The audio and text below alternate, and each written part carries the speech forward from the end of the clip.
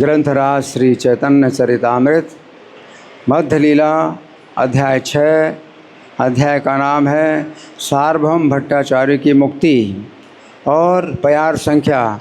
आज की प्यार संख्या किसी को पता है? क्रम के अनुसार क्या है? आ गया उसमें बोर्ड में है, लगा रहे। तो 148 तो मैं ही क्या अकेले पाठ करूँगा।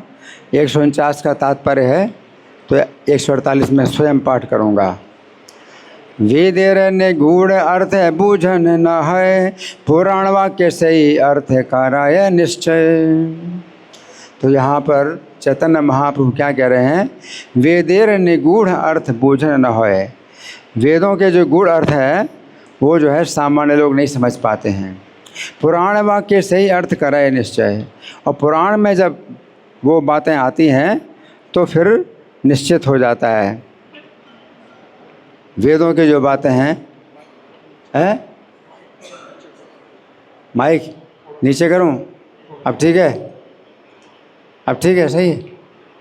अच्छा, तो चैतन्य महाप्रभु क्या कह रहे हैं कि वेदेर निगूढ़ अर्थ बोझन न है।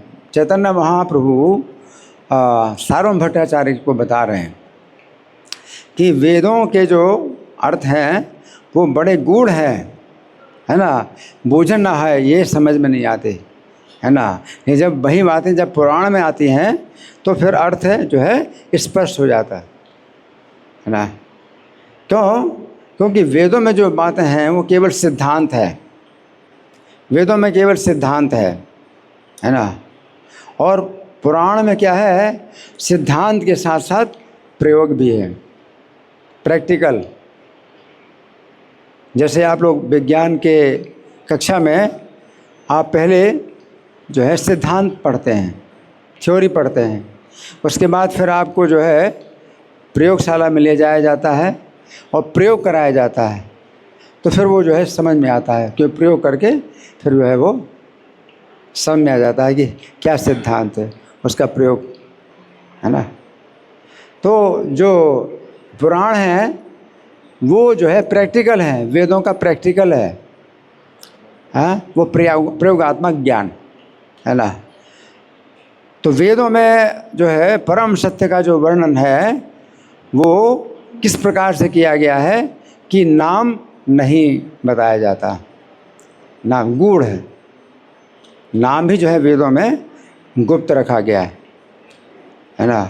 ऐसे शब्द बताए जाते हैं कि ब्रह्म है, निष्क्रिय है, निराकार है, निर्गुण है। तो इस तरह के शब्द हैं वेदों में प्रयुक्त हुए हैं। तो लोग जो है परम सत्य को उसी प्रकार से मान लेते। शंकराचार्य ने फिर उसको उसी प्रकार से मान लिया कि कोई आकार नहीं है ब्रह्म का, निराकार है, निष्क्रिय है, निर्गुण है ना। तो ब्रह्म का अर्थ जो है वो मानते हैं कि भाई कोई रूप नहीं है, वो सर्वव्यापक है ना। चैतन्य महाप्रभु क्या कहते हैं कि वही बात जब के पुराण में आती है तो निश्चित हो जाता है। और पुराण में क्या है? ये सब नाम भी हैं, ये भी शब्द हैं। वेदों के जो शब्द हैं वो भी पुराण में मिलते हैं, और भगवान के और दूसरे जो नाम हैं वो भी मिलते हैं। तो फिर निश्चित हो जाता है कि ये जो है कौन है? वही हैं जिनका नाम जो है श्री कृष्ण है ना। और कृष्ण की लीलाओं का भी वर्णन। तो वेदों में जो है चूँकि परम सत्य की लीलाओं का वर्णन नहीं है, तो निष्क्रिय जब कहा गया तो वो मान लेते भाई निष्क्रिय है ना। तो अब हम सुने, अब हम पाठ करेंगे 149वां। मेरे पीछे बोलिए। अहो भाग्यम नंद गोप ब्रजो कसाम, यन्मित्रं परमानंदम पूर्णं ब्रह्म सनातनम। अहो भाग्यम नंद गोप ब्रजो कसाम यन्मित्रं परमानंदम पूर्णं ब्रह्म सनातनम। अहो भाग्यम नंद गोप ब्रजो कसाम यन्मित्रं परमानंदम पूर्णं ब्रह्म सनातनम। बोलिए। अहो भाग्यम नंद गोप ब्रजो कसाम यं मित्रं परमानंदा पूर्णं ब्रह्म सनातना।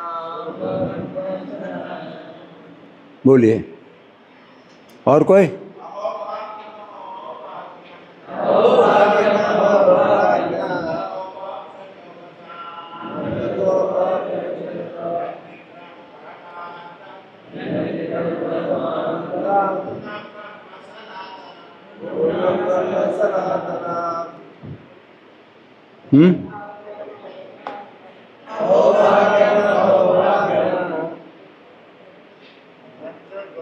अच्छा, बोर्ड में नहीं है क्या? अरे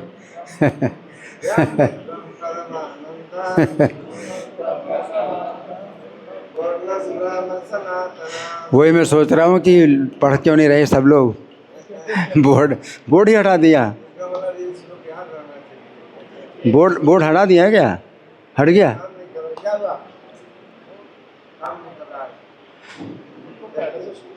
सबसे अच्छा तो वही था, मैं लिखा करता था पहले, बोर्ड में लिखा करता था ना, वो सबसे अच्छा था। वो कभी फेल नहीं होता लिखा हुआ। अच्छा, चलो माताएं, आपके पास है कोई श्लोक? ठीक है, तो मेरे पीछे बोलिए। अहो भाग्यम नंद गोप ब्रजो कसाम यन्मित्रं परमानंदम पूर्णं ब्रह्म सनातनम। शब्दार्थ। अहो कितना महान, भाग्यम भाग्य, अहो कितना महान, भाग्यम भाग्य, नंद महाराज नंद का, गोप अन्य गोपों का, ब्रज ओ कसाम ब्रज भूमि के निवासियों का, यत जिनके, मित्रम मित्र, परम आनंदम परम आनंद, पूर्णम पूर्ण, ब्रह्म परम सत्य, सनातनम सनातन। अनुवाद मेरे पीछे बोलिए। महाराज नंद महाराज, गोप तथा ब्रजभूमि के सारे निवासी कितने भाग्यशाली हैं। इनके भाग्य की कोई सीमा नहीं है, क्योंकि दिव्य आनंद के स्रोत सनातन परम ब्रह्म परम सत्य उनके मित्र बन चुके हैं। तो ये जो है ब्रह्मा जी कह रहे हैं श्रीमद् भागवत में। ये श्लोक कौन कह रहे हैं? ब्रह्मा जी कह रहे हैं, है ना। और ब्रह्मा जी कह रहे हैं, और कोई शब्द जो है इस श्लोक में अगर दोबारा अगर दोहराया जाए तो बहुत बड़ी बात होती है। कि श्लोक जो बनाया जाता है तो इस तरह से बनाया जाता है, कम शब्दों में और ज़्यादा बात बोली जाए, कम शब्दों में ज़्यादा बात बोली जाए। यहाँ पर तो है थोड़ी बात बोली जा रही है और ज़्यादा शब्दों में शब्दों का पुनरावृत्ति हो रही है, दोहराया जा रहा है। तो बहुत ही महत्वपूर्ण बात है। जैसे हरे नाम हरे नाम हरे नाम एव केवलम 3 बार आए, तो वो बहुत बड़ी बात है जो एक श्लोक में 3 बार आई, है ना। और इसी प्रकार से ये श्लोक में 2 बार बात आई, अहो भाग्यम, हाँ, कि कितना बड़ा सौभाग्य, कितना बड़ा सौभाग्य। ब्रह्मा जी आश्चर्य कर रहे हैं, विस्मित हो रहे हैं, है ना। कितना बड़ा सौभाग्य है, कितना बड़ा सौभाग्य है। नंद गोप ब्रजो कसाम, नंद गोप के ब्रज के जो निवासी हैं, हाँ, ये ब्रज जो है नंदगोप का है। नंदगोप जिस ब्रज के स्वामी हैं, ब्रजराज, उनके जो है ब्रज के जो निवासी हैं, उनका कितना बड़ा सौभाग्य है, कितना बड़ा सौभाग्य है। यन मित्रम परमानंदम पूर्णम ब्रह्म सनातनम, जिनके मित्र कौन है? परम आनंद स्वरूप, पूर्ण ब्रह्म स्वरूप, सनातन स्वरूप। तो उसमें कृष्ण का नाम नहीं लिया, परम ब्रह्म है ना। तो ये चैतन्य महाप्रभु ये श्लोक उद्धृत कर रहे हैं। तो ब्रह्म सूत्र की व्याख्या में चैतन्य महाप्रभु ये श्लोक उद्धृत कर रहे हैं कि ब्रह्म सूत्र में जो बताया गया है कि अथा तो ब्रह्म जिज्ञासा। पहले तात्पर्य मैं पढ़ देता हूँ, तात्पर्य इतना ही है। प्रभुपाद जो लिख रहे हैं, श्रीमद् भागवत 10:14-32 का ये श्लोक ब्रह्मा जी द्वारा बोला गया है। प्रभुपाद का तात्पर्य इतना ही है। तो प्रभुपाद का तात्पर्य है तो हम इसे पर पूरा प्रवचन दे सकते हैं। तो ब्रह्मा जी बोल रहे हैं, हाँ। तो यहाँ पर जो ब्रह्मा जी बोल रहे हैं तो विस्मित हो रहे हैं, बहुत विस्मित हैं। हाँ, तो मैं ये बता रहा था कि ब्रह्म सूत्र में जो प्रारंभ है, ब्रह्म सूत्र का प्रारंभ अथा तो ब्रह्म जिज्ञासा। ब्रह्म सूत्र का प्रारंभ कहाँ से होता है? अथा तो ब्रह्म जिज्ञासा। अथ का मतलब है कि प्रारंभिक शब्द है अथ। अथ का मतलब हुआ कि आपको मनुष्य का जीवन प्राप्त हुआ है। अथ का मतलब है आपको मनुष्य का जीवन प्राप्त हुआ है। अब प्रारंभ हुआ है आपके मनुष्य के जीवन का, जबकि इसके पहले आपके कितने जीवन बीत चुके हैं, पशु पक्षी और 84 लाख योनियों में कहाँ कहाँ आप भटके हैं, है ना। तो अब वो बात तो ख़त्म हो गई, अब मनुष्य का जीवन प्राप्त हुआ है। अतः इसलिए अब क्या है मनुष्य जीवन में? ब्रह्म जिज्ञासा। अब ब्रह्म की जिज्ञासा। हरि बोल, हरि बोल। क्या हो गया? हरे कृष्णा, हरे कृष्णा, हरे कृष्णा, कृष्णा कृष्णा हरे हरे। आवाज़ आ रही है? नहीं आ रही? हरे कृष्णा, कृष्णा कृष्णा हरे हरे, हरे राम राम राम हरे हरे। आ गई? अच्छा, तो मैं क्या बता रहा था? अथा तो ब्रह्म जिज्ञासा कि अथ का मतलब है आपको कितने जन्म आपने लिए, जो कि मनुष्य के अलावा अन्य योनियों में आप गए। तो वो तो जो है सब उसी प्रकार का है कि आपको बंधन मिला और आप कुछ नहीं कर पाए, लेकिन अब मनुष्य का जीवन प्राप्त हुआ है। अतः का मतलब इसलिए क्या है? ब्रह्म जिज्ञासा। ब्रह्म की जिज्ञासा करो। ये अवसर बहुत दुर्लभ है मनुष्य के जीवन का, और इस जीवन को आप नष्ट ना करो, बर्बाद ना करो। क्या करो? ब्रह्म की जिज्ञासा करो। तो ब्रह्म की जिज्ञासा करो। तो ब्रह्म कौन से ब्रह्म? जन्माद्यस्यतः। अगला सूत्र है जन्माद्यस्यतः, जिससे इस सृष्टि का जन्म होता है, पालन होता है और संहार होता है। तो वो ब्रह्म हम नहीं हैं। जैसे वेदों में जो है अहम ब्रह्मास्मि भी बताया गया, मैं भी ब्रह्म हूँ, तो आप भी ब्रह्म हैं, सब लोग ब्रह्म हैं। तो बहुत से ब्रह्म हैं, लेकिन किस ब्रह्म की जिज्ञासा करना चाहिए? जिससे संपूर्ण सृष्टि की रचना होती है, पालन होता है, संहार होता है, उस ब्रह्म की जिज्ञासा करो। तो क्या आपसे हो रही? आप कर रहे हैं क्या? आप नहीं कर रहे हैं। ब्रह्म तो आप हैं। तो कितने ब्रह्म हैं? हम सब ब्रह्म हैं। अहम ब्रह्मास्मि, मैं भी ब्रह्म हूँ, आप भी ब्रह्म हैं। तो ब्रह्म का मतलब अविनाशी तत्व। तो वेदों का महावाक्य ये नहीं है। शंकराचार्य ने वेदों का महावाक्य ये माना, अहम ब्रह्मास्मि, कि मतलब टॉप मोस्ट। तो टॉप मोस्ट नहीं है ये तो जो है प्रारंभिक वाक्य है। जैसे गीता में भगवान प्रारंभिक जो उपदेश देते हैं, न त्वेवाहम जातु नासम न तुमने मे जनाधिपा न चैव न भविष्यामः सर्वे वयम अतः परम, कि ना तो मैं कोई ऐसा समय था कि मैं नहीं था, या तुम नहीं थे, ये सब लोग नहीं थे, और ना कभी आगे ऐसा समय आएगा कि मैं नहीं रहूँगा, तुम नहीं रहोगे, ये सब लोग नहीं रहेंगे। तो जो अहम ब्रह्मास्मि है उसको तो भगवान ने भी शुरू गीता में कहा कि हम सब क्या हैं, ब्रह्म हैं, मतलब हमेशा रहे और हमेशा रहेंगे। और शरीर हाँ नष्ट होता है, शरीर अनित्य है और हम सब नित्य हैं। तो ये गीता की सर्वोच्च शिक्षा थोड़ी है, प्रारंभिक शिक्षा है। इसलिए वेदों की जो प्रारंभिक शिक्षा अहम ब्रह्मास्मि, ये वेदों का महावाक्य नहीं कहा जा सकता, प्रारंभिक वाक्य है हाँ। तो शंकराचार्य ने उसी ब्रह्म को जो है मान लिया कि उसी ब्रह्म की जिज्ञासा करनी चाहिए और मैं वही हूँ, तो गलत हो गया है ना। तो यहाँ पर जो है अहम ब्रह्म अथा तो ब्रह्म जिज्ञासा के बाद क्या कहा है, जिसके द्वारा जन्म आदि यतः, यतः माने जिससे जन्म आदि अस्य, इस संपूर्ण विश्व का जन्म आदि होता है। तो जन्म आदि का मतलब क्या है, उत्पत्ति, पालन और संहार।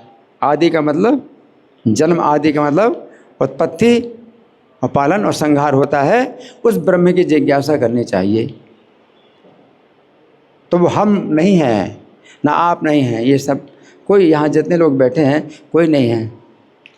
कौन सा ब्रह्म है जिससे संपूर्ण सृष्टि की उत्पत्ति होती है, पालन होता है, संहार होता है। तो हमें उस ब्रह्म की जिज्ञासा करनी चाहिए, है ना। तो ये जो है यहाँ पर उसको पूर्ण ब्रह्म कहा गया है। भगवान कृष्ण है वो पूर्ण ब्रह्म है, जिनके द्वारा संपूर्ण सृष्टि की रचना होती है, पालन होता है, संहार होता है, वो पूर्ण ब्रह्म है। तो उनकी जिज्ञासा करनी चाहिए।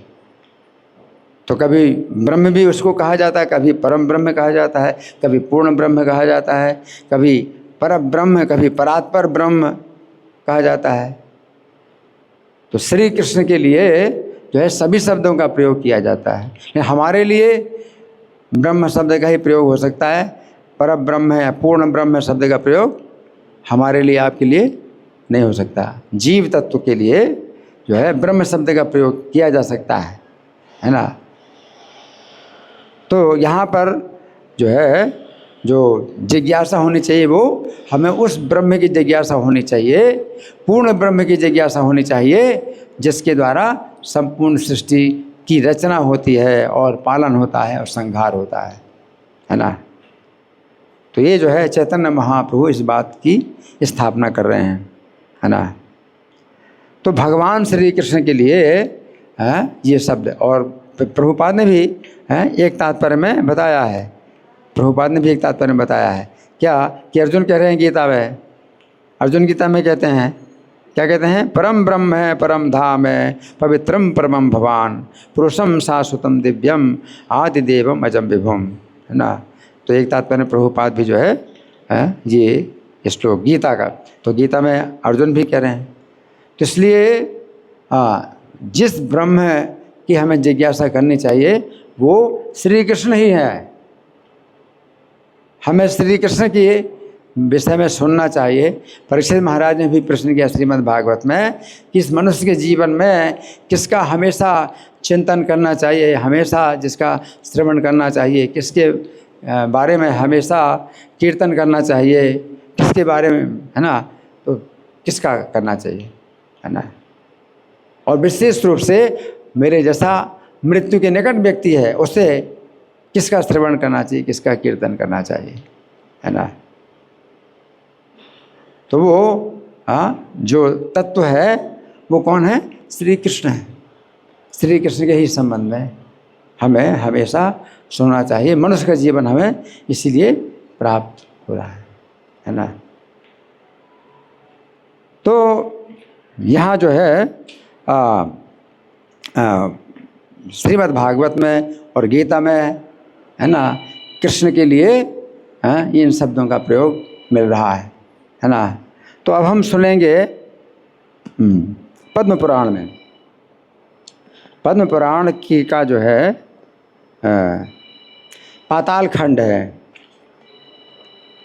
पाताल खंड में शिवजी जो है नारद जी को बताते हैं, नारद जी को बताते हैं कि पूर्व काल में मैं क्या कर रहा था, कैलाश के शिखर पर बैठा हुआ, मंत्र रत्नम अहम पूर्वम जपन कैलाश मूर्धनि।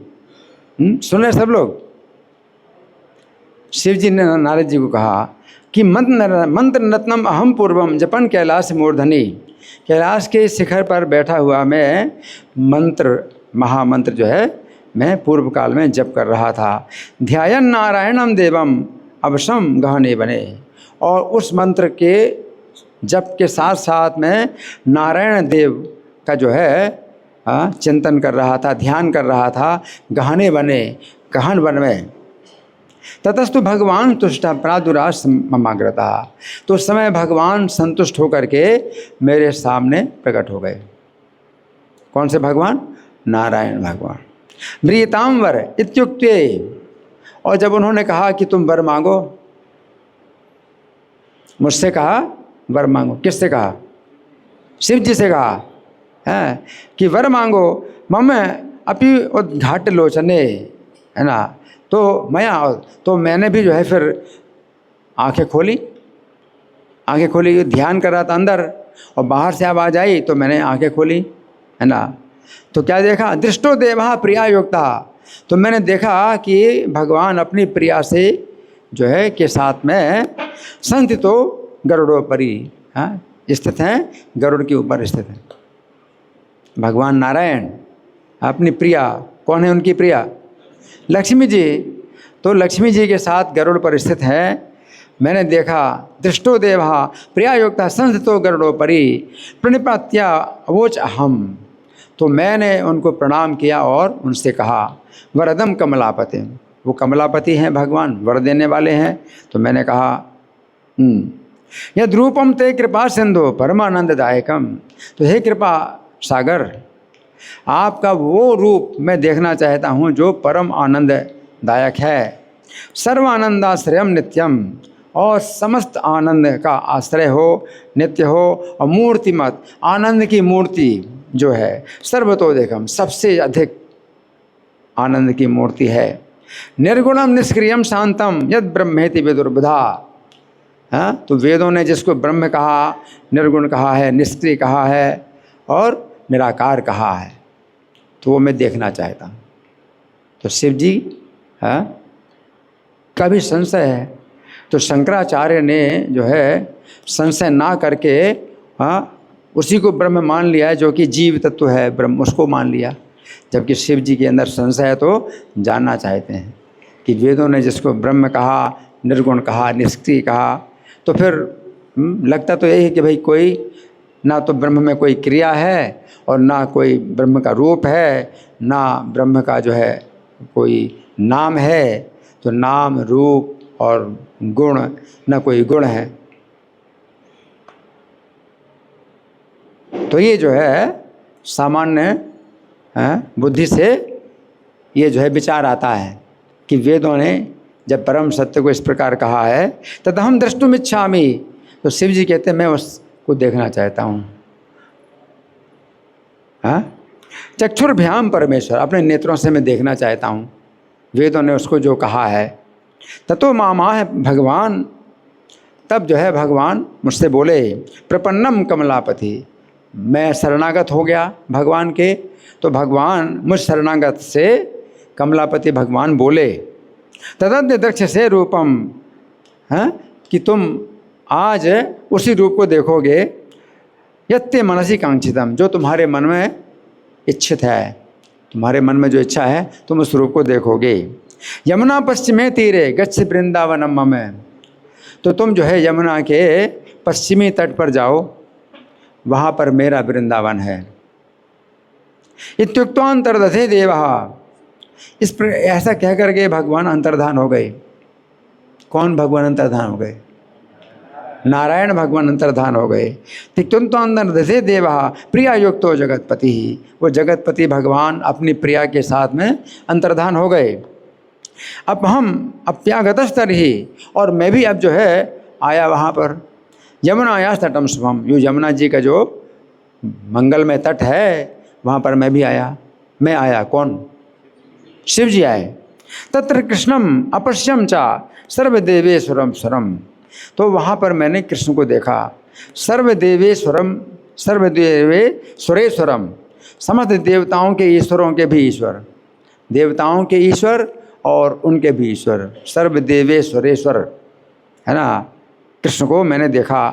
गोप वेश धर्म कांतम, वे जो है बहुत प्रिय हैं और गोप वेश धारण किए हुए हैं। किशोर वैशान्वितम, और अवस्था किशोर अवस्था है।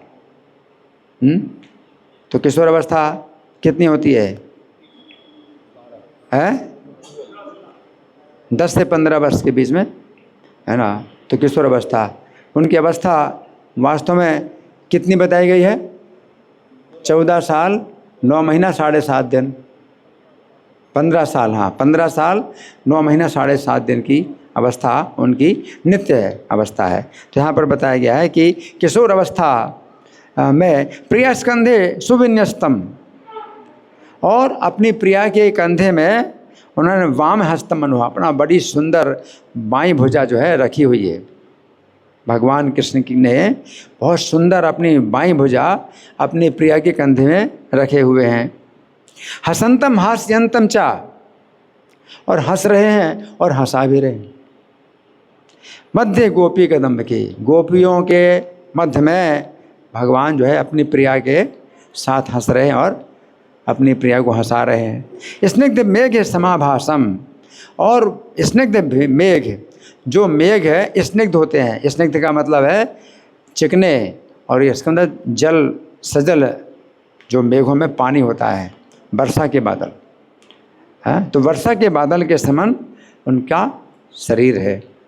स्निग्ध मेघ घे समाभासम, कुछ काले बादल होते हैं तो वर्षा के नहीं होते, वो काले बादल होते हैं, वर्षा के नहीं होते हैं। जो बादल जो है वर्षा के बादल होते हैं, जो जल बरसाते हैं, तो वो जो है काले और सफ़ेद के बीच में होते हैं, है ना, श्यामल है। तो वो श्यामल मेघ के समान श्यामल हैं। कल्याण गुण मंदिरम, समस्त कल्याणकारी गुणों के मंदिर हैं वो। भगवान का जो शरीर है कल्याणकारी गुणों का मंदिर है। अब निर्गुण कैसे कहा गए? निर्गुण कैसे कहेंगे? समस्त कल्याणकारी गुणों के मंदिर हैं भगवान। अब निर्गुण क्यों कहा जाता है तो उसको समझना पड़ेगा, है ना। भगवान के गुण तो अनंत हैं, है ना। अचिंत्य गुण स्वरूपम, है ना। तो निर्गुण का मतलब यही है कि जिनके गुणों की जो है आप कल्पना भी नहीं कर सकते, ऐसे गुण हैं, तो इसलिए निर्गुण कहा जाता है। कल्याण गुण मंदिरम प्रहास से चा तथा कृष्णो, तो अब कृष्ण जो है हंस करके माम आ है, मुझसे बोले। अमृत भाषण, अमृत भाषण करने वाले, अमृत के समान बोलने वाले श्री कृष्ण जो है उस समय हंस करके मुझसे बोले। अहम ते दर्शनम या तो ज्ञात्वा रुद्र तवेक्षितम, हे रुद्र मैं तो है तुम्हें दर्शन दे रहा हूँ इस समय, क्योंकि तुम्हारी इच्छा के अनुसार मैं तुम्हें दर्शन दे रहा हूँ। यदद्य मैं त्वया दृष्टम, जो तुमने आज देखा है, इदम रूपम अलौकिकम, ये अलौकिक रूप जो तुमने देखा है मेरे द्वारा। घनीभूत अमल प्रेम है, तो ये निर्मल प्रेम घनीभूत है इसमें। घनीभूत का मतलब क्या है? घना, है ना। जैसे गैस को अगर घना कर दे तो लिक्विड हो जाती है ना, द्रवीभूत। तो घनीभूत, तो प्रेम, अमल प्रेम जो है इसमें घनीभूत है। सच्चिदानंद विग्रहम, और यहाँ पर सच्चित आनंद जो है, तीनों जो है तत्व हैं इस शरीर में। निरूपम निर्गुणम व्यापी, तो निराकार, इसी को जो है उपनिषद या वेद जो है क्या बोलते हैं? निराकार बोलते हैं, निर्गुण बोलते हैं, और व्यापी और ब्रह्म बोलते हैं। निराकार बोलते हैं, निर्गुण बोलते हैं, ब्रह्म बोलते हैं, और निष्क्रिय बोलते हैं। 4 शब्दों का प्रयोग करते हैं वेद मेरे इसी रूप के लिए। कौन से शब्द हैं? निराकार, निर्गुण और निष्क्रिय और ब्रह्म, 4 शब्दों का प्रयोग करते हैं। इसलिए लोग क्या सोचते हैं, कहाँ वेद जो है वही बताते हैं, हम तो वेदों को मानते हैं, हम ना गीता को मानते हैं, ना पुराणों को मानते हैं, भागवत को नहीं मानते, हम तो वेदों को मानते हैं। और वेद जो है परम सत्य को क्या कहते हैं? निराकार है, निर्गुण है, निष्क्रिय है और ब्रह्म है, सर्वव्यापी। तो फिर कृष्ण नहीं हो सकते। तो वो क्या कहते हैं? हम कृष्ण को नहीं मानते। वेदों में तो परम सत्य को क्या कहा गया है कि रूप ही नहीं है। तो कृष्ण का तो रूप है, कृष्ण के तो गुण है, कृष्ण का तो आकार है। तो हम कृष्ण को परम सत्य नहीं मानते, है ना। तो भगवान क्या कह रहे हैं? वदंती उपनिषद संघा, सभी उपनिषद जो है इसी मेरे इसी रूप को बोलते हैं, निराकार, निर्गुण, ब्रह्म और निष्क्रिय। वदंती उपनिषद संघा इदम एवं ममानघम। तो यही जो मेरा जो रूप है, जो कि अनघम यानी निर्दोष रूप, सब प्रकार से निर्दोष मेरा जो शरीर है। तो उपनिषद जो है, सभी उपनिषद मेरा इसी प्रकार से वर्णन करते हैं। प्रकृति उत्थे गुणाभावात अनंतत्वात् तथेश्वरम। तो भगवान कहते हैं कि प्रकृति से उत्पन्न जो गुण हैं उनका अभाव होने के कारण मुझे क्या कहते हैं? निर्गुण कहते हैं। प्रकृति से उत्पन्न 3 गुण है ना, सत्वम रजस्तमिति गुणा प्रकृति संभवा। तो सतोगुण, रजोगुण, तमोगुण ये प्रकृति से उत्पन्न है। तो भगवान कहते हैं कि निर्गुण क्यों बोलते हैं मुझको?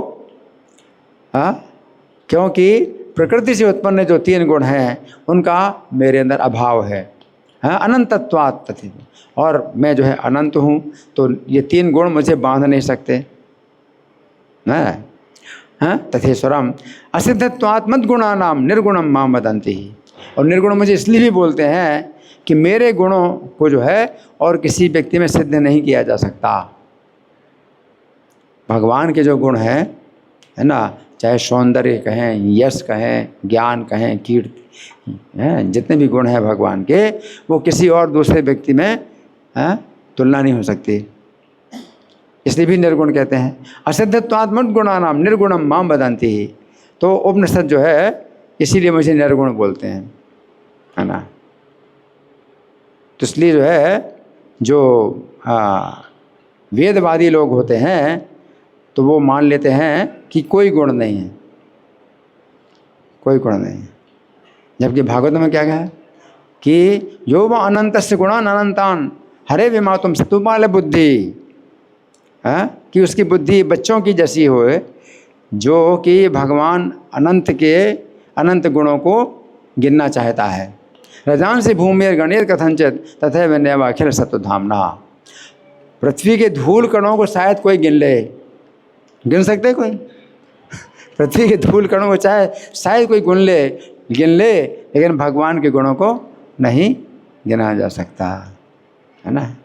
तो निर्गुण फिर किस लिए कहा गया है भगवान को, तो इसको समझना पड़े। तो वो कहते हैं हाँ कोई गुण नहीं है, तो बस कोई वर्णन ही नहीं है भगवान का, इतना कह करके समाप्त कर देते हैं। बस यही शब्द दोहराते रहते हैं, इसी में ही जो है क्या सुख मिला है। सब नीरस शुष्क है, तर्क जो है करते रहते हैं, इसमें कोई रस नहीं मिलता, है ना।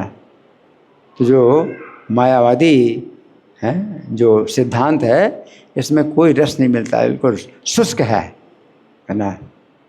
तो भगवान ये बता रहे हैं, है ना। और एक दोहा भी है कि सब धरती कागज करो, लेखन सब बन रहा है, 7 समुद्र की मसी करो, हरि गुण लिखा ना जाए। मतलब हरि के इतने गुण हैं कि लिखे नहीं जा सकते। पूरी धरती को कागज़ बना लो, इतना बड़ा कागज़, कितना बड़ा कागज़, पूरी धरती को ही कागज़ बना लो, और लेखन ही सब बन रहा है। और जितने पेड़ हैं उनकी कलम बना लें, कितनी कलम बनेगी? जितने पेड़ हैं उन सब की कलम बना लें। और 7 समुद्र की मसी करो, और 7 समुद्र की स्याही, इंक भी तो चाहिए ना। तो 7 समुद्र की स्याही करो, हरिगुण लिखाना है, तो भी हरिगुण नहीं लिखे जा सकते। तो फिर निर्गुण का क्या मतलब, है ना। तो वो इतना कह करके ही बात समाप्त कर देते हैं, बस हमने जान लिया परम सत्य को कि निर्गुण है। तो आप कुछ भी नहीं जानते। क्या जानते हो? खाक, कुछ भी नहीं जानते, है ना। तो यहाँ पर भगवान कहते हैं असिद्धत्वात् मद्गुणानाम निर्गुणम माम। तो मेरे गुणों का जो है किसी में भी जो है ये जो है तुलना नहीं हो सकती। इसलिए जब प्रश्निश्वतपा ने तपस्या की थी, जो वसुदेव देव की पिछले से पिछले जन्म में थे, तो जब कहा कि हमें आपके समान पुत्र चाहिए, तो फिर भगवान स्वयं ही पुत्र बने कि मेरे जैसे गुण किसी में है ही नहीं, तो भगवान स्वयं पुत्र बने। तो अगर उन्होंने कहा कि आपके समान हमें पुत्र चाहिए, तो भगवान के समान भगवान ही है ना। इस प्रकार से भगवान ही जो है उनके पुत्र बने, है ना। तो ये जो है निर्गुण शब्द की व्याख्या है कि वेदों ने जो है कृष्ण को निर्गुण किस लिए कहा। फिर अदृश्यत्वान ममेतस्य रूपस्य चर्म चक्षुषा, अब निराकार क्यों कहा गया? वेदों ने निराकार क्यों कहा गया? वेदों ने भगवान को निराकार क्यों कहा, कृष्ण को? तो कहा अदृश्यत्वान ममेतस्य रूपस्य चर्म चक्षुषा, इन चर्म नेत्रों के द्वारा, चर्म चक्षुओं के द्वारा मेरा ये रूप नहीं देखा जा सकता है, मेरा ये रूप नहीं देखा। जब भगवान प्रकट होते हैं, अवतार लेते हैं, तो सबको नेत्र गोचर हो जाते हैं, सबको दिखाई देते हैं, वो अलग बात। नहीं तो भगवान को आप इन चर्म नेत्रों से नहीं देख सकते। जैसे देवता लोग जो है क्षीर सागर के तट पर गए, तो ब्रह्मा जी, शिव जी मिल करके सब देवताओं के साथ क्षीर सागर के तट गए और क्षीर सागर में प्रार्थना की, स्तुति की, तो भगवान प्रकट हो गए। क्षीर सागर के तट पर भगवान प्रकट हो गए, लेकिन देवताओं की आंखें चौंधिया गईं, क्योंकि भक्ति के नेत्रों से ही भगवान को देखा जा सकता है, इन चर्म नेत्रों से भगवान को नहीं देखा जा सकता। देवता लोग नहीं देख पा रहे हैं, लेकिन जो ब्रह्मा शंकर जैसे महाभक्त थे, वो भक्ति के नेत्रों से देख पा रहे थे। इसलिए कहा गया है कि प्रेमांजन छुरत भक्ति विलोचनेन, कि भक्ति के नेत्रों से जिनमें प्रेम का अंजन लगा हो, संता सदैव हृदयेषु विलोकयन्ति, संत लोग जो है अपने हृदयों में हमेशा दर्शन करते हैं, है ना। तो चर्म चक्षुषा यानी चर्म नेत्रों से, इन शारीरिक नेत्रों से आप नहीं देख सकते हैं। अरूपम माम वदन्ति एते वेदा सर्वे महेश्वर, इसलिए हे महेश्वर सभी वेद मुझे निराकार कहते हैं। अब निराकार का क्या मतलब है? आप नहीं देख सकते, आप देखने के योग्य नहीं है ना, आप नहीं देख सकते, है ना, तो उनको निराकार कहा गया है। तो निराकार नहीं है वो, उनका आकार जो है हम इन नेत्रों से नहीं देख सकते, इसलिए उनको निराकार कहा गया है ना। जैसे समुद्र को कहा गया है अथाह है, तो समुद्र की कोई थाह नहीं है, ऐसी बात नहीं है। आप थाह नहीं पा सकते समुद्र की, तो अथाह कहा गया। तो आप कहीं भी थाह नहीं है समुद्र की, तो क्या थाह नहीं है? समुद्र की थाह तो है। ऐसे समुद्र को अपार कहा जाता है, अपार मतलब आप पार नहीं कर सकते, अपार समुद्र है, अपार कहा जाता है। तो इसका क्या मतलब है? क्या पार नहीं है समुद्र का? तट तो है, लेकिन आप पार नहीं कर सकते, इसलिए अपार कहा जाता है। इसी प्रकार भगवान को निराकार कहा जाता है, क्योंकि आप इन नेत्रों के द्वारा उनको नहीं देख सकते। तो फिर आपने यही मान लिया कि हाँ उनका कोई आकार ही नहीं है। तो यहाँ पर भगवान कहते हैं अरूपम माम वदन्ति एते वेदा सर्वे महेश्वर, हे महेश्वर सभी वेद जो है मुझे निराकार कहते हैं। व्यापकत्वाच्युतं से न ब्रह्मेति च विदुर्बुधा। अब ब्रह्म क्यों कहते हैं? क्योंकि मेरी चेतन शक्ति मेरी सर्वत्र व्याप्त है, इसलिए मुझे ब्रह्म कहा जाता है। तो भगवान एक स्थान में है, लेकिन उनकी चेतन शक्ति जो है सब जगह व्याप्त है, हर जगह वो देख सकते हैं, हर जो है सुन सकते हैं, बोल सकते हैं, उनकी चेतना शक्ति सब जगह व्याप्त है। इसलिए ब्रह्मेति च विदुर्बुधा, इसलिए बुद्धिमान लोग मुझे ब्रह्म कहते हैं।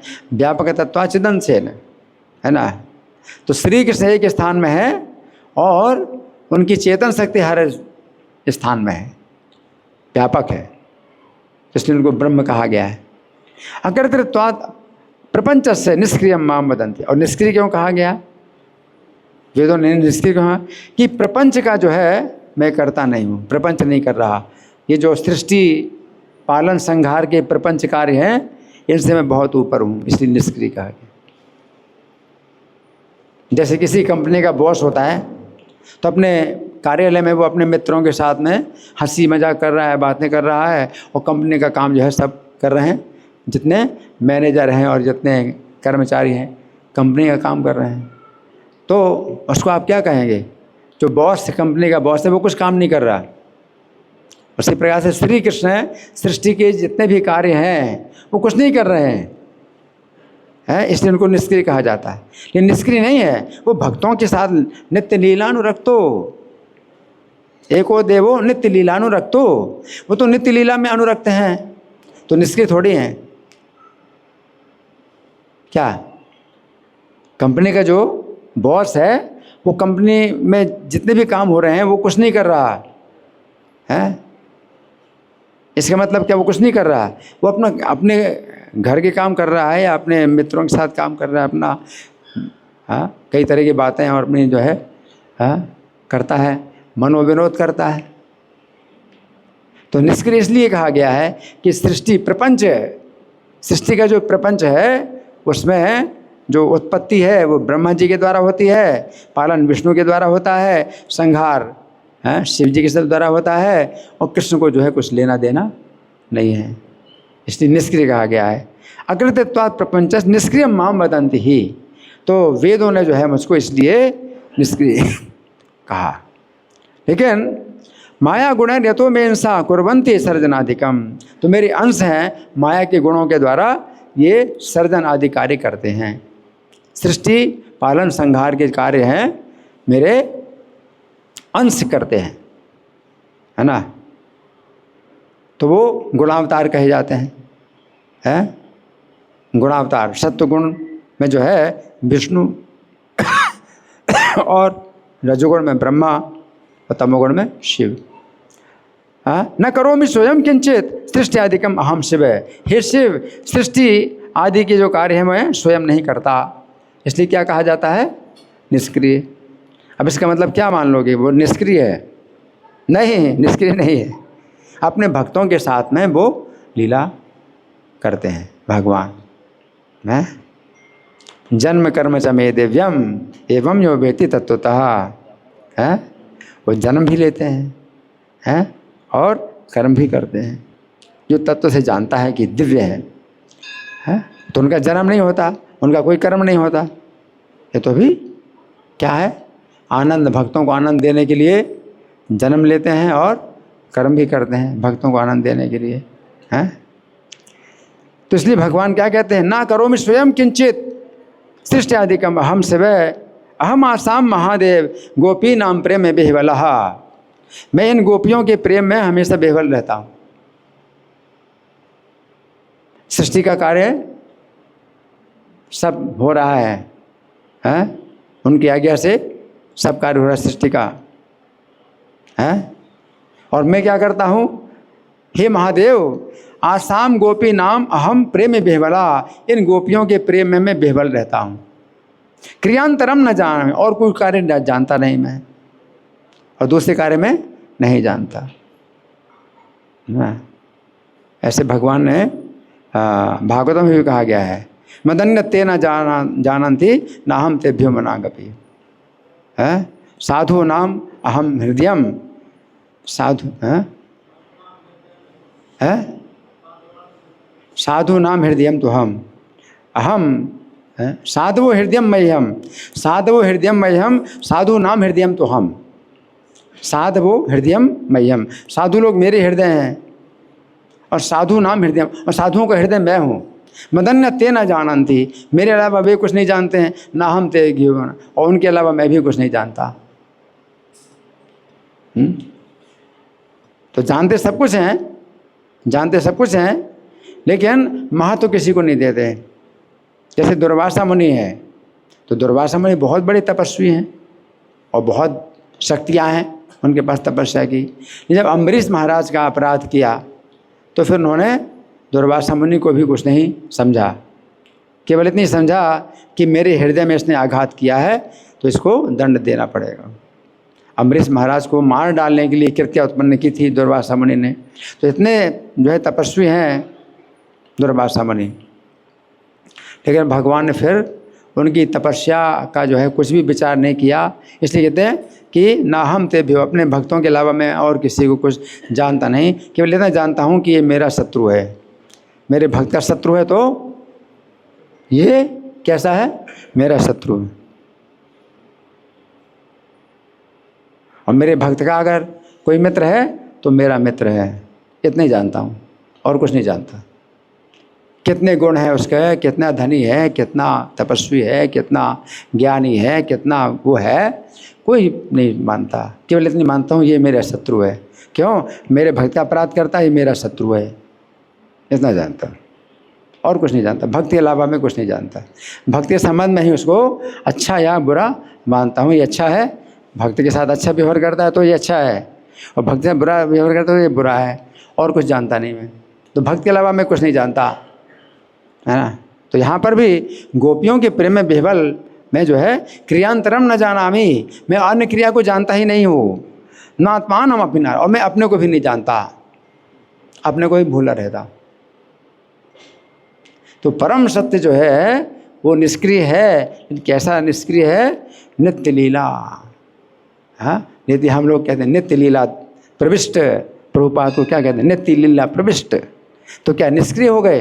प्रभुपाद क्या निष्क्रिय ब्रह्म में लीन हो गए? हैं? जो ब्रह्मवादी लोग होते हैं वो होते हैं ब्रह्मलीन। किसी ने शरीर छोड़ दिया तो क्या बोलते हैं? वो महात्मा क्या हो गए? ब्रह्मलीन हो गए, मतलब निष्क्रिय हो गए। ब्रह्म को निष्क्रिय मानते हैं। ब्रह्मलीन, विलीन हो गए, नमक जैसे घुल गया पानी में। हरि बोल। प्रसादम टाइम, प्रसादम टाइम, प्रसादम टाइम, प्रसादम टाइम। ब्रह्म में लीन हो गए, विलीन हो गए, नमक जैसे घुल गया पानी में वैसे ब्रह्मलीन हो गए। हम प्रभुपाद को बोलते हैं ब्रह्मलीन, बोल सकते हैं, लेकिन वो उसका गलत अर्थ निकलता है, समझ में गलत अर्थ आता है। ब्रह्मलीन कह सकते हैं लेकिन गलत अर्थ समझ में आता है, इसलिए हम ब्रह्मलीन नहीं बोलते, हम नित्य लीला प्रविष्ट बोलते हैं। नित्य लीला में प्रविष्ट है तो उसमें कितनी क्रियाएं हैं और नई नई क्रियाएं नित्य लीला भगवान की हो रही है ना। तो यहाँ पर भगवान कह रहे हैं क्रियांतरम न जानामि न आत्मानम अपि नारद, मैं अपने को भी नहीं जानता और अन्य कार्य भी नहीं जानता। विहरामि अनया नित्यम अस्या प्रेम वशीकृतः, और ये राधा रानी के साथ मैं विहार करता हूँ, इनके प्रेम के वशीभूत होकर के मैं राधा रानी के साथ विहार करता हूँ। तो बहुत सी बातें आगे आती हैं कि मतलब ये सब क्या है। हाँ, भगवान अपना तत्व बतलाते हैं। तो ये सब काफ़ी सुंदर ये जो है वर्णन है। और शंकर जी को जो है फिर भगवान जो है इस प्रकार से संदेह दूर करते हैं, संशय दूर करते हैं, है ना। तो जहाँ पर संशय की बात होती है तो उसमें संशय करना चाहिए, निष्कर्ष नहीं निकालना चाहिए। लेकिन जो शंकराचार्य का जो मायावाद है ये जो है उसमें संशय ना करके निष्कर्ष ही निकाल देते हैं। तो वेदों में जो है शिव जी को संशय हुआ कि वो जो है मतलब क्या चीज़ है जिसको वेदों ने परम सत्य को निराकार और निष्क्रिय और निर्गुण और ब्रह्म कहा है, तो वो है क्या चीज़, है ना। तो वो जानना चाहते हैं। तो जहाँ पर संशय हो तो वहाँ संशय करना चाहिए, निष्कर्ष नहीं निकालना चाहिए। और निष्कर्ष निकालोगे तो गलत निष्कर्ष निकालोगे, है ना। है तो एतन में संशयम कृष्ण छेतुम अर्हस्य शेषतः। अर्जुन भगवान से कहते हैं कि मेरा संशय है, हे कृष्ण आप इसका छेदन कर सकते हैं, पूरी तरह से छेदन कर सकते हैं। तो धन्य संशय से हैं वेता न छेता न प्रपद्यते, इस संशय को छेदन करने वाला आपके अलावा और कोई नहीं है। लेकिन संशय है मेरा, निष्कर्ष नहीं है कि निष्कर्ष निकालो। तो क्या करना चाहिए? निष्कर्ष निकालना चाहिए या संशय दूर करो? क्या करना चाहिए? संशय दूर करना चाहिए, पूछना चाहिए। तो शिव जी जो है पूछ रहे हैं, है ना। और शंकराचार्य ने निष्कर्ष निकाला मायावादी, ठीक है ना। तो आप लोगों की ओर से कोई प्रश्न है, कोई चर्चा? जी हेड माइक है?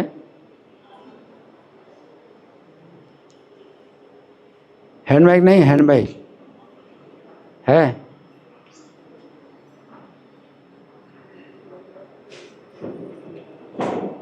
हाँ आप बोलो बोलो।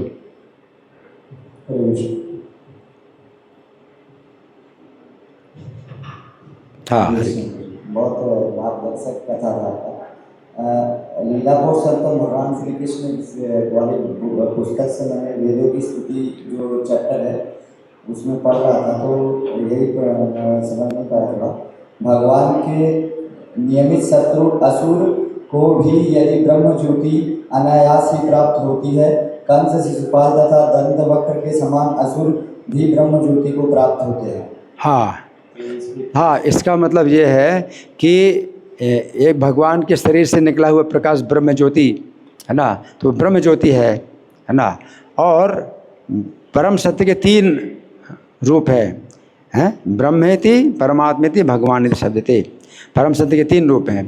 तो वो ब्रह्म ज्योति जो है भगवान के शरीर से निकला हुआ प्रकाश है ना। तो कोई अगर उसमें लीन होना चाहता है ना, तो वो जो है ब्रह्म ज्योति में लीन होता है। तो जो भक्त नहीं है तो भगवान के रूप को देख नहीं पाते हैं। तो जो अभक्त लोग होते हैं बड़ी तपस्या करके अगर वो परम सत्य को देख पाते हैं तो वो ब्रह्म ज्योति को देख पाते हैं, ज्योति देख पाते हैं। जैसे देवता लोग भी जो है ज्योति को देख रहे थे और उनकी आंखें चौधियाँ रही थी, लेकिन उस ज्योति के अंदर जो ब्रह्मा शंकर जैसे जो महाभागवत हैं वो दर्शन कर रहे थे भगवान का। तो ये अंतर है। इसलिए जो कई लोग जो है वो क्या बोलते हैं, लाइट इज़ गॉड। क्या बोलते हैं? लाइट इज़ गॉड, बस प्रकाश ही परम, सबसे सर्वोच्च सत्य क्या है? प्रकाश ही है। बस हम प्रकाश में लीन हो जाएं, तो वो इतना ही सोच रहे हैं, है ना। तो उनको जो है मतलब क्या है कि वो दर्शन हो नहीं सकता। तो परम सत्य का ज्ञान भी कैसे? भक्तिया माम अभिजानाति या वा निश्चास्मि। भक्ति के द्वारा कोई व्यक्ति जान पाता है कि मैं कौन हूँ, कैसा हूँ। भक्त्या तो अनन्यास अहम एवं विधोर्जुन ज्ञातुम द्रष्टुम च तत्त्वेन प्रवेष्टुम च परंतप। अनन्य भक्ति के द्वारा ही ज्ञातुम द्रष्टुम, कोई मुझे जान सकता है, देख सकता है और प्रवेश कर सकता है। और प्रवेश कर सकता है तो कैसे? नित्य लीला में प्रवेश कर सकता है। जानना और देखना है ना। लेकिन जो तपस्या के द्वारा परम सत्य को जानते हैं तो वो केवल प्रकाश को ही देख पाते हैं और प्रकाश में चाहते हैं हम प्रकाश में लीन हो जाएं। सर्वोच्च गति यही है ना। असुर लोग जो है भगवान के द्वारा मारे जाते हैं, तो वो मुक्ति जो है जो ये निराकार ब्रह्म सायुज्य मुक्ति, उसको ब्रह्म सायुज्य मुक्ति बोलते हैं, तो असुरों को भी प्राप्त हो जाती है।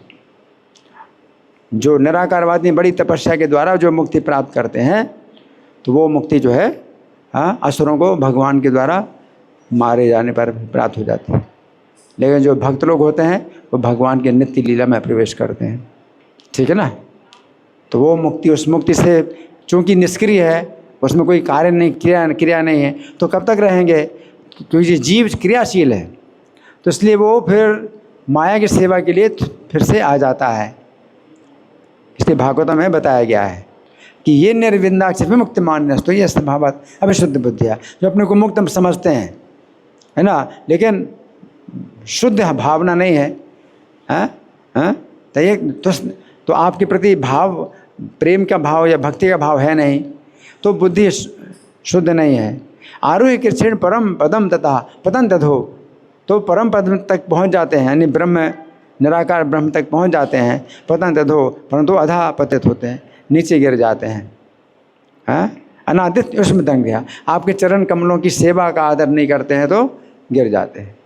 तो वो ब्रह्म हम भी हैं, वो ब्रह्म, और वो ब्रह्म ज्योति उन्हीं कणों से बनी हुई है। ब्रह्म ये जो कण है जीवात्मा है ना, कितना छोटा है, बाल के 10,000 में है, बाल की नोक के 10,000 में हिस्से, तो इतना छोटा है ये कण। तो ये ब्रह्म ज्योति, और वो उसी में वो ब्रह्म ज्योति इन्हीं कणों से बनी हुई, उसी में पहुंच जाते हैं।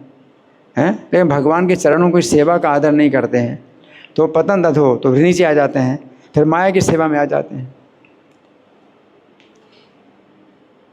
तो माया की सेवा में आ जाते हैं तो किस प्रकार से आ जाते हैं? स्कूल खुलवाते हैं, अस्पताल खुलवाते हैं, उसी को कहते हैं भाई। तो ये माया की सेवा।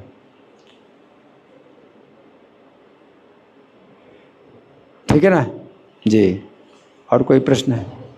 हाँ, आपने बताया कि वेदों का मतलब सिद्धांत है, वेदों को सिद्धांत बताया हाँ, और पुराणों को प्रयोग इस्तेमाल करो, शिक्षा लब्ध प्रयोग करो। हाँ। तो शास्त्र और उपनिषद का क्या मतलब हुआ?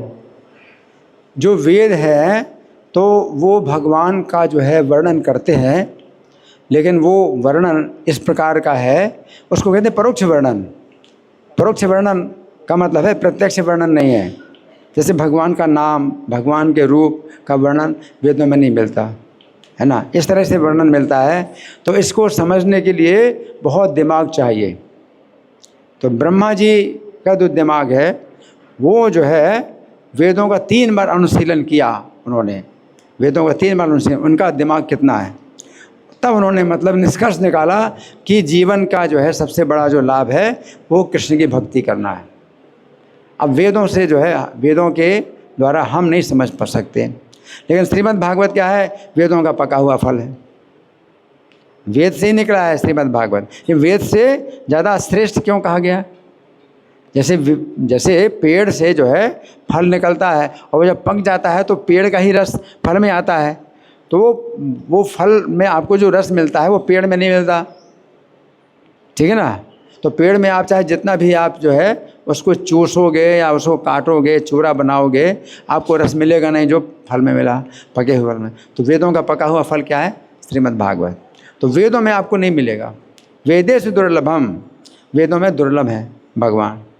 तो वेदों में भगवान का ही वर्णन हुआ है। ये इतना परोक्ष वर्णन है, वो प्रत्यक्ष जो है वो समझ में नहीं आता है ना। क्योंकि जो श्रीमद् भागवत है वो आपको प्रत्यक्ष जो है आपको भक्ति का रस प्रदान करता है ना।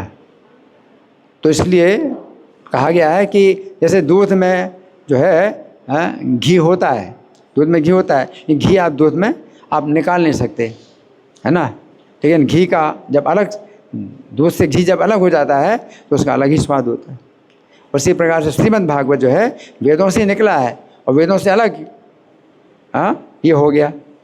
जैसे फल है पेड़ से अलग हो गया, ये पेड़ से ही निकला है। श्रीमद् भागवत भी वेदों से निकला है, वेदों से अलग हो गया है। इसमें आपको जो रस मिलेगा और कृष्ण का जो है तत्व प्राप्त होगा प्रत्यक्ष, तो आपको वेदों में नहीं प्राप्त होगा। ठीक है ना? धन्यवाद। ग्रंथराज श्रीमद् भागवतम की जय, श्री चैतन्य चरितामृत की जय, श्रील प्रभुपाद की जय। हरे कृष्णा।